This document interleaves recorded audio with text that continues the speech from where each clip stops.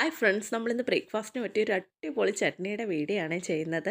അതിനായിട്ടൊരു ചീനിച്ചട്ടി അടുപ്പിൽ വെച്ച് അതിനകത്ത് എണ്ണ ഒഴിച്ച് മുളക് ഇങ്ങനെ നടുക്കൂടി ഒന്ന് കീറിയതിന് ശേഷം എണ്ണയിലിട്ട് ഒന്ന് നല്ലതുപോലെ ഒന്ന് വഴറ്റിയെടുക്കണം. അതിനകത്തോട്ട് കുറച്ച് സവാളയും കൂടെ ചേർത്ത് നല്ലതുപോലെ വഴറ്റി ഒന്ന് ചൂടാറാനായിട്ട് മാറ്റി വെച്ചു. എന്നിട്ടൊരു മിക്സിയുടെ ജാറിനകത്തോട്ട് നമ്മൾ ഈ ചൂടാറിയതിന് ശേഷം ഈ മുളകും ഉള്ളിയും ചേർത്ത് കുറച്ച് ഇഞ്ചിയും കുറച്ച് പൊട്ടുകടലയും അതിനകത്തോട്ട് ഉപ്പും വെള്ളം ഒഴിച്ച് നല്ലതുപോലെ ഒന്ന് പേസ്റ്റ് കണക്ക് അരച്ചെടുക്കണം. എന്നിട്ട് നമുക്കിതൊരു പാത്രത്തിനകത്തോട്ട് മാറ്റാം. അപ്പോൾ കുറച്ച് ലൂസായിട്ടൊന്ന് അരച്ചാൽ മതി കേട്ടോ, ഒരുപാട് കട്ടിക്ക് വേണ്ട.